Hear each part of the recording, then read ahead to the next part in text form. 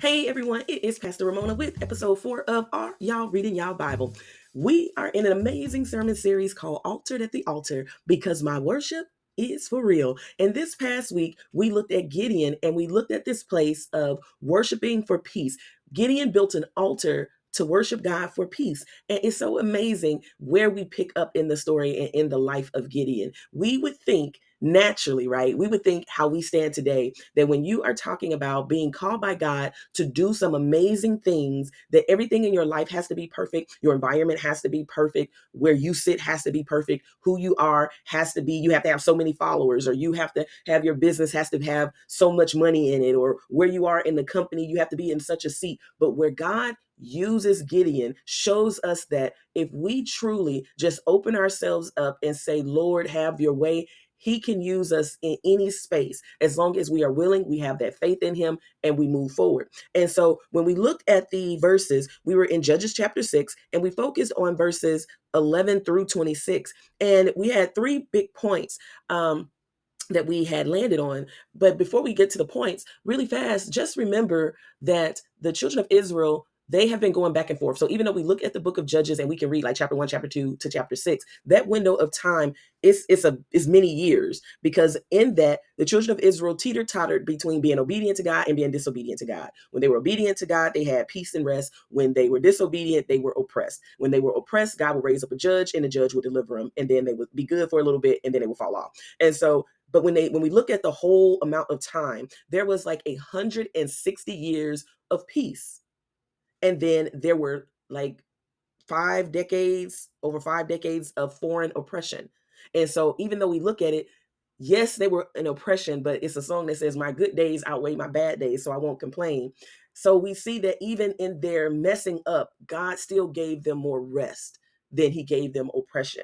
And so even when it was their own fault that they were being oppressed. So point one was really good to me, that it says that God doesn't reject the fearful, he recruits them.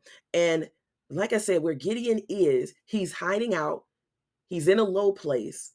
But when we pick up at verse 12, it says that the angel of the Lord appeared to Gideon and said that Gideon was a mighty man of valor.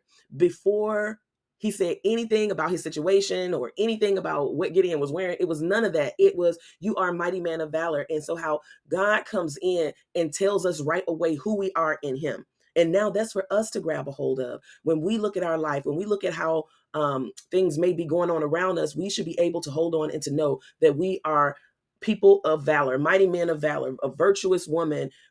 Whatever God has called us to be, we are. And so immediately Gideon, he replies, if the Lord is with us, why has all this stuff happened? And if you read verse 13, you'll see that he says, but our ancestor told us that God performed miracles and he brought them out of Egypt. Where is God today? And then what's so crazy is his response. Gideon is just responding from a place of fear, a place of helplessness. And Gideon forgets that if we read verse 10, if you popped up there, you'll see that God explains why all of this is happening. And when you read it, it's like, because you have been disobedient. And there is a Proverbs, it's like Proverbs 19:3. And if you read it from the New Living Translation, it talks about how people ruin their lives by their own foolishness, and then they are angry at the Lord. This is what's happening, getting angry because there is something going on that shouldn't be going on. And so God really doesn't even pay attention really to what Gideon is saying about all of the mess.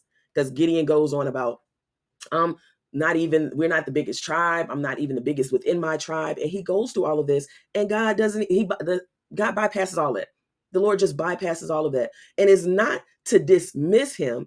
That's not the focus. A lot of times we want God to focus on this low part. And he's like, I'm bringing you up. We're not even dealing with that, because if you grab a hold, remember first I said that you are a mighty man of valor. And so let's keep going. And so we have to understand that God cultivates us and he reassures us.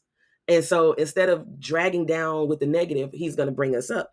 And so the second point was, peace isn't a location, it's a revelation.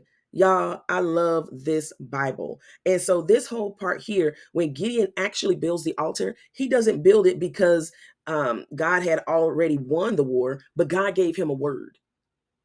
He knew that God was really in this place and really with him. And so, in a time of famine, in a time of what he did not have, in a time of scarcity, he still gave to the Lord. He still built an altar to the Lord. He still said, I have to give you something because I have to worship you. I have to thank you. And so, in this space, Gideon's identity is really being shown to him.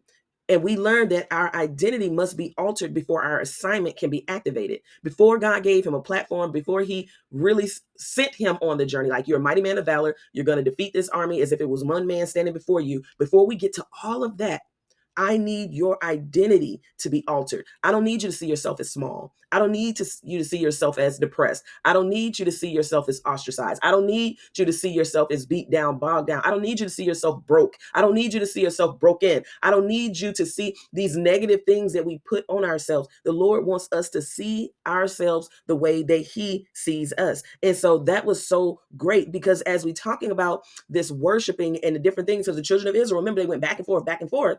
They went back and forth because really they kept returning to idolatry. They kept falling off because they really wasn't grabbing who they are in God. And then it shows that peace without consecration is only temporary. So even if God delivered them and they don't know who God is really and who they are in him, and they really didn't hold on to the true peace of God, they would keep flip-flopping. And so we don't want to fall into that vicious cycle of flip-flopping because we really don't hold on to who God has called us to be. So again, remember, peace isn't a location, it's a revelation. And then the last point was you can't build a true altar until you tear down the false one. Y'all, that part right here, definitely go back and listen to the message because I can preach this again right here. Because what happens is now that Gideon has worshiped for peace and really is starting to get who he is in God, he's still battling. So listen to the message and read the word. I want you to listen to the message, but I really want you to read this word, read the Bible. Because Gideon is still operating, he's still dealing with some fear, he's still dealing with some insecurities, but he is trusting God. He is still saying, I'm just going to show up. I may be fearful, I'm going to show up. I may not be looking the best, but I'm going to show up. Whatever it is, I'm about to go. But he deals with this whole thing because he has to pull down an altar. He has to pull down a false altar, a fake altar to a fake God. And whatever that looks like in our lives, that's what we have to pray for the Lord to reveal to us. And then sometimes it's not even like, Lord, reveal it, because we know what it is. We know what we're worshiping. We know what gets so much of our time. We know that we spend way too much time on the death scroll of social media. We know that we lift up and follow up and, well, not just follow up. You get what I'm saying? In this space of we make idols out of our loved ones, our children, our spouses. Some of us make idols out of ourselves, out of how we look and how we like all these different things. What I drive, we make idols out of places. We make these things. And so God says, you got to pull this stuff down. Because if you're saying that you really, really want me to do something major in your life, I'm not going to share a space with any other God. And that's a dangerous place to be in if you have put anything or anyone above God. And then it was so funny because we talked about how true worship had to confront what we protect.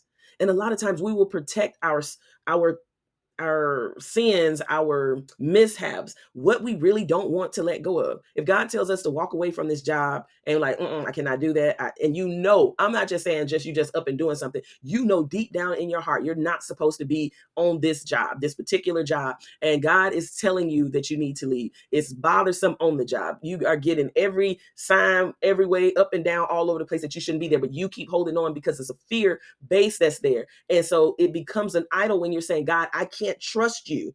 Because that's really what we're saying. I can't trust you to let it go. Look, I'm not talking to y'all about something I have not gone through. I had gone through this and like, Lord, what do you mean? Are you really talking to me? Okay, if you're talking to me, I'm gonna have to pray some more, and having to let go of something that I felt was my identity. I felt that, so I'm talking about a job. It could be a business, it could be an organization, it could be a friendship, it could be some type of relationship, it could be something that is going on that God is saying, you need to let go of this because you have put too much of your faith in this particular event, this particular person, this particular thing, and you have to be able to let go. And so this part of really confronting what we have protected and what we have built these barriers around from God, we have to tear down. And y'all, of course, it messed me up. Worship that doesn't confront your compromise isn't worship, it's a performance. Y'all, that word was so good. I just really enjoyed it. And I just pray that as you dig into the story of Gideon, that you really see how God is blessing us where we are and he's helping us, he's cultivating us, he's teaching us. But we have to also learn that we have to let go and be obedient and trust God in the process. We have to move, even though we may be scared, even though we may not understand, even though, Lord, I still trust you. That's the main thing. I trust you, and you are my peace. My peace. Jesus says, my peace I give you, not as the world that I give it to you. Peace, like all the way on the inside. Not, you know what I mean? It's not like, just like I said in the message, just sitting on the beach and it's like, oh, this is a peaceful place, but peace all in your mind and in your heart in the midst of the storm, because we know that being a child of the Most High God doesn't mean that we won't go through storms. So peace isn't really the absence of a storm. It's just that we know who's in the storm with us. Y'all, this has been good. I pray again that y'all are reading y'all Bible, get into this word, read on the story of Gideon, and pray that God reveals to you what he is showing you in this word for you for today. Y'all take care and see y'all next episode.